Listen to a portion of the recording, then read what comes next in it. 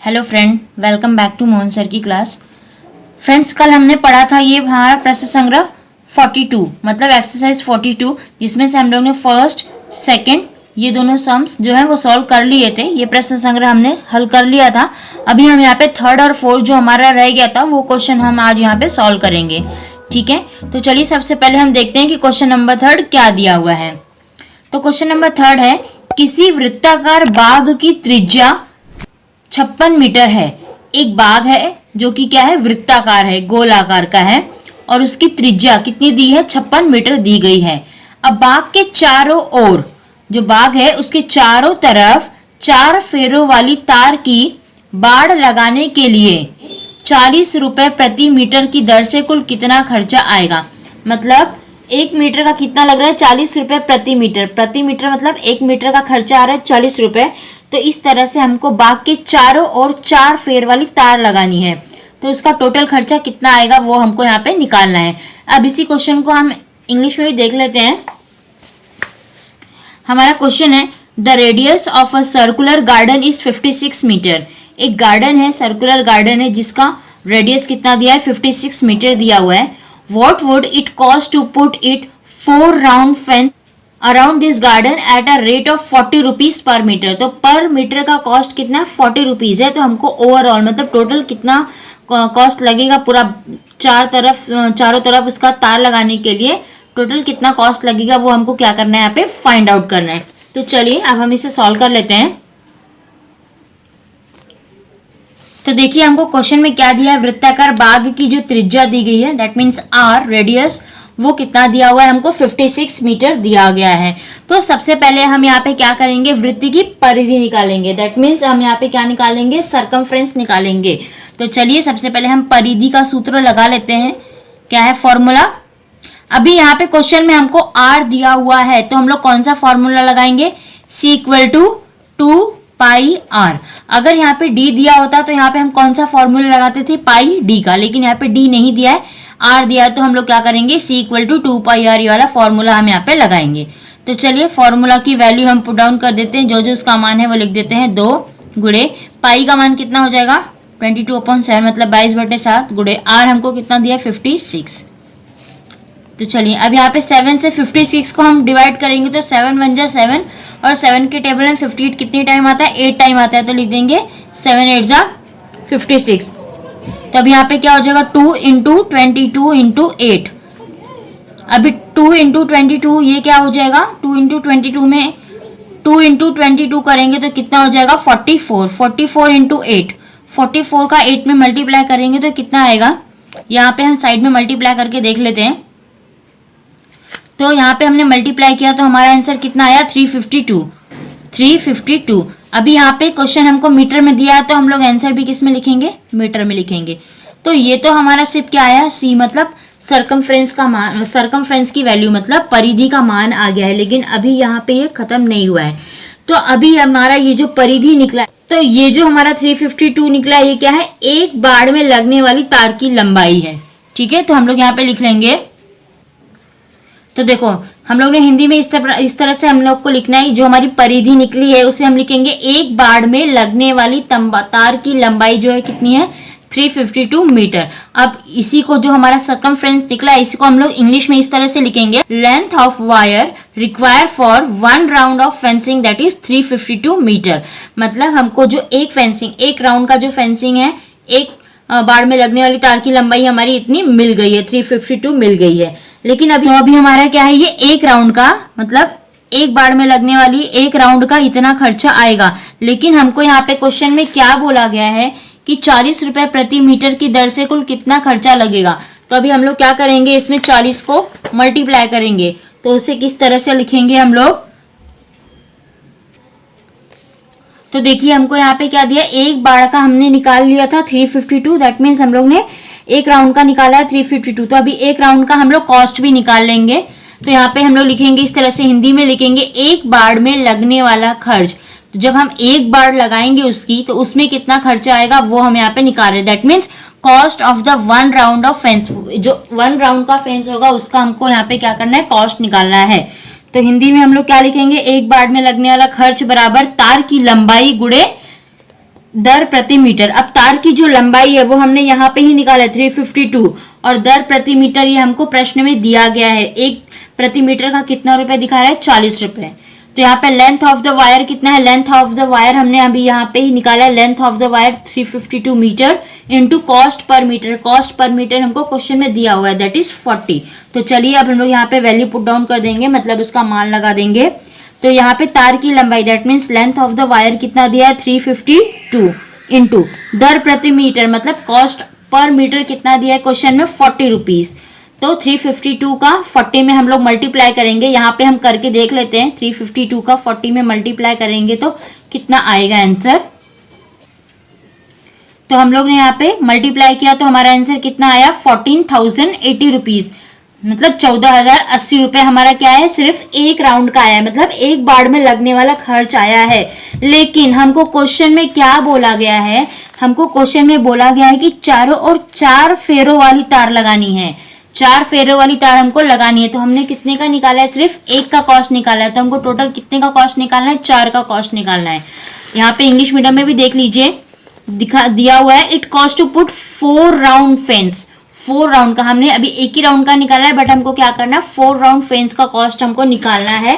तो चलिए हम लोग उसके लिए किस तरह से लिखेंगे यहाँ पे।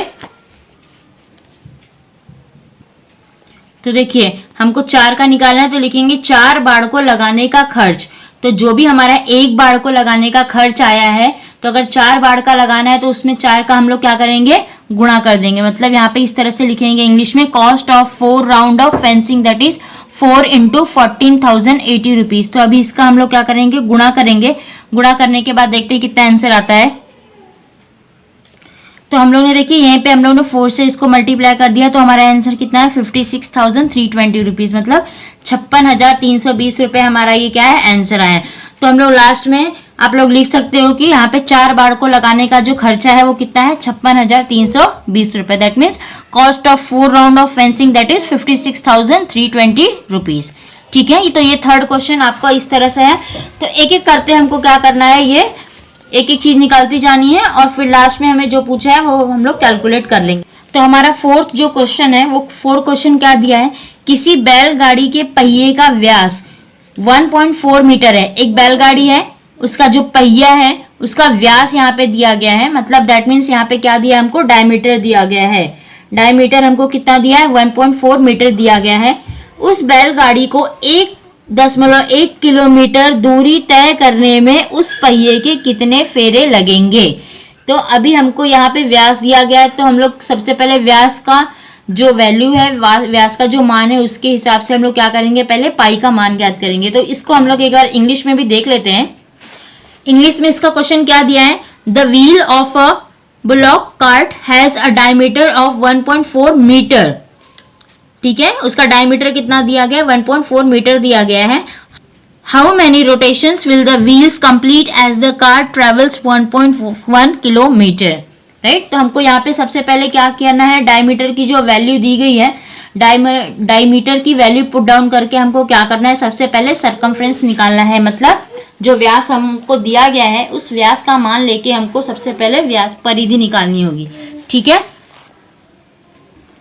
तो देखिए क्वेश्चन में हमको दिया गया है पहिए का व्यास दैट मीन्स डायमीटर हमको कितना दिया है, 1.4 मीटर दिया गया है, और हमको परिधि दैट मीन्स सरकमफ्रेंस सी हमको फाइंड आउट करना है। तो चलिए सबसे पहले हम लोग क्या करेंगे, इसका फॉर्मूला लगाएंगे।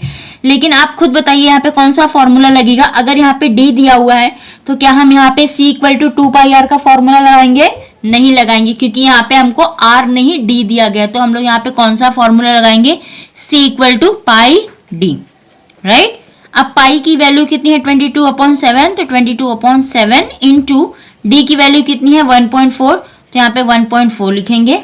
ठीक है, अभी 7 से 1.4 को मल्टीप्लाई करेंगे हम लोग, सॉरी, अब 7 से 1.4 को क्या करेंगे, हम डिवाइड करेंगे। तो डिवाइड करेंगे, तो डिवाइड करने के बाद 7 2 जा 14 आता है, लेकिन यहाँ पे डेसिमल है बीच में एक, तो हमारा जो आंसर आएगा 0.2 आएगा। आप चाहो तो यहाँ पे करके देख भी सकते हो रफली, लेकिन आपको ये छोटी छोटी चीजें हैं तो ये आपको पता होना चाहिए कि अगर हम यहाँ से डिवाइड कर रहे हैं तो डेसिमल भी, उसके आंसर में भी डेसिमल आएगा। ठीक है, तो 22 इंटू 0.2। अब 22 में 0.2 को हम लोग यहाँ पे मल्टीप्लाई करके देख लेते हैं आंसर हमारा कितना आता है। तो देखिए हमने यहाँ पे मल्टीप्लाई किया तो हमारा आंसर कितना है 044। लेकिन यहाँ पे क्वेश्चन में आपको डेसिमल दिया मतलब दशमलव दिया गया, तो आंसर में भी हमको क्या करना पड़ेगा, एक संख्या के बाद मतलब एक नंबर के बाद डेसिमल दिया है तो हमको एक संख्या के बाद दशमलव लगाना है। तो यहाँ पे 4.4 मतलब 4.4 इसका आएगा उत्तर, 4.4 मीटर, क्योंकि हमको प्रश्न मीटर में दिया है तो हमारा उत्तर भी किस में आएगा, मीटर में आएगा। तो हमारी जो परिधि मतलब दैट मीन सरकमफ्रेंस हमारा जो आया है वो कितना आया है, 4.4 मीटर आ गया है। ठीक है, तो अभी हम लोग यहाँ पे जो लिखेंगे शाब्दिक में हमको लिखना है, तो हम लोग किस तरह से लिखेंगे, हम लोग ने जो परिधि निकाला, जैसे हम लोग ने लास्ट प्रश्न में परिधि का जो भी वैल्यू निकाला था वो एक की वैल्यू थी, उसी तरह से यहाँ पे भी जो हम लोग ने परिधि निकाला है वो 1 की वैल्यू है। तो हम लोग उसको इस तरह से लिखेंगे कि 4.4 जो मीटर हमारा उत्तर आया है, तो 4.4 मीटर दूरी तय करने पर पहिए का एक चक्कर पूरा होता है। कितना चक्कर पूरा होता है, एक, क्योंकि हम लोग ने यहाँ पे परिधि को क्या अज्यूम किया है कि वो एक है। मतलब यहाँ पे देखिए मैंने ब्रैकेट में लिखा भी है कि एक चक्कर बराबर एक परिधि, मतलब जो हमने परिधि निकाला है वो एक चक्कर की वैल्यू है। उसी को हम लोग ने इंग्लिश में किस तरह से लिखा है, when the wheel complete 1 rotation it crosses a distance of 4.4 meter, that means 1 rotation equal to 1 circumference। हमने जो यहाँ पे circumference निकाला है वो क्या है, 1 रोटेशन की वैल्यू है। ठीक है, तो ये आपको समझ में आ गया। अभी यहाँ पे अगर आप देखोगे तो हमको जो क्वेश्चन में दिया गया है ये चीज कि उस बैलगाड़ी को 1.1 किलोमीटर, अभी यहाँ पे हमको जो दिया गया है, जो डिटेल यहाँ पे दी गई है वो मीटर में दी गई है, लेकिन क्या बोला गया है कि उस बैलगाड़ी को 1.1 किलोमीटर, यहाँ पे किलोमीटर है, तो हमको सबसे पहले यहाँ पे क्या करना पड़ेगा, किलोमीटर को मीटर में कन्वर्ट करना पड़ेगा, राइट। और किलोमीटर को मीटर में कन्वर्ट करने के लिए आप लोगों को तो पता ही होगा क्या करते हैं, 1 किलोमीटर को अगर मीटर में कन्वर्ट करना है तो 1 किलोमीटर बराबर 1000 metre, that means 1 kilometre equal to 1000 metre. तो हम लोग क्या करेंगे, सबसे पहले 1.1 किलोमीटर को हम लोग मीटर में कन्वर्ट करेंगे। तो चलिए कन्वर्ट करने के लिए हम लोग क्या करेंगे, यहाँ पे लिखेंगे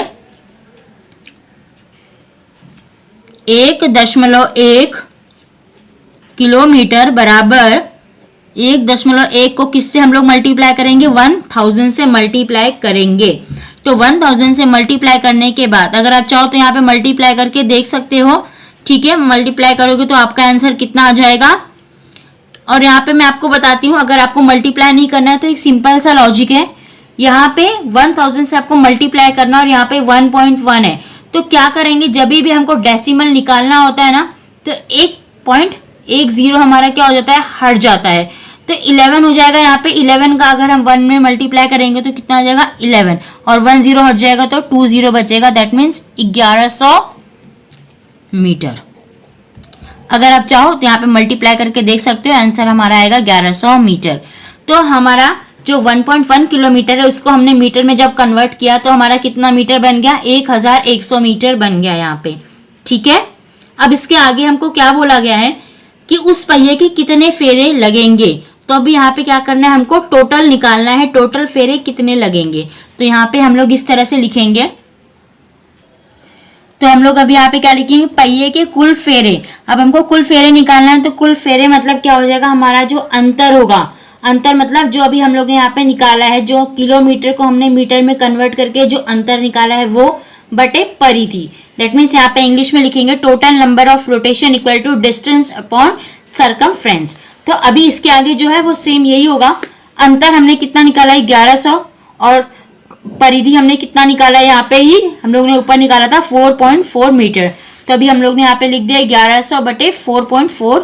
ठीक है, अभी यहाँ पे मैं आपको एक लॉजिक बताती हूँ, आप ध्यान दीजिएगा। अभी यहाँ पे आप बोलोगे कि इसको हम लोग दशमलव में है तो इसको हम डिवाइड किस तरह से कर पाएंगे या फिर उसको हम भाग कैसे दे पाएंगे। तो यहाँ पे दशमलव हटाने का सब आसान तरीका जो है, यहाँ पे आपको मैंने बताया था कि जब भी हमको दशमलव हटाना है और गुणा दिया होगा तो वहां से 1 0 कम हो जाएगा। ठीक है, दशमलव दिया होगा और गुणा करने के लिए बोला होगा तो वहां पे 1 0 कम हो जाएगा। लेकिन अगर हमको दशमलव दिया होगा और भाग करने के लिए बोला है, मतलब डिवाइड करने के लिए बोला है, तो अगर वो दशमलव हमको हटाना है तो ऊपर एक जीरो बढ़ जाएगा। दैट मीन्स यहाँ पे क्या हो जाएगा, ये 2 जीरो की जगह पे 3 जीरो हो जाएंगे और यहाँ से दशमलव हट जाएगा तो वो कितना हो जाएगा 44। तो अभी हम लोग इसको डिवाइड करेंगे। तो चलिए अगर हम लोग देखेंगे इसको तो 11 से डिवाइड कर सकते हैं। 11 4 जा 44 और 11 1 जा 11 और आगे के 3 जीरो इसके लग जाएंगे। दैट मीन्स कितना हो गया 1000 अपॉन 4। अब डायरेक्टली इसको 4 से डिवाइड करेंगे। 4 1 जा 4, 4 2 जा 8, 10 में से 8 गया, 2 बचा, यहाँ पे 2 और 0 मिलके कितना हो गया 20। तो 4 के टेबल में 20 कितने टाइम आता है 5 टाइम, 4 5 जा 20 और ये 0। दैट मीन्स हमारा आंसर कितना आ गया 250 मीटर।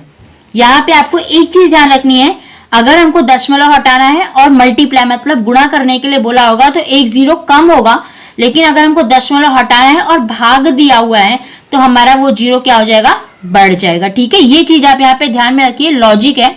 ठीक है, क्योंकि दशमलव का भाग देना इतना आसान नहीं है जितना आपको लग रहा है। ठीक है, तो सबसे आसान तरीका यही है कि आप ये चीज यहाँ पे ध्यान में रखिए। ठीक है, तो ये हमने हमारा चौथा जो प्रश्न है वो भी हमने यहाँ पे कंप्लीट कर लिया। तो हमारा टोटल प्रश्न संग्रह 42 यहाँ पे कंप्लीट होता है। ठीक है, ये दोनों प्रश्न थोड़े से डिफरेंट हैं तो आप इसकी ज्यादा से ज्यादा प्रैक्टिस कीजिए। ठीक है, तो आज के लिए इतना ही, मिलते हैं हमारी नेक्स्ट वीडियो में अगले प्रश्न संग्रह के साथ। तब तक के लिए धन्यवाद।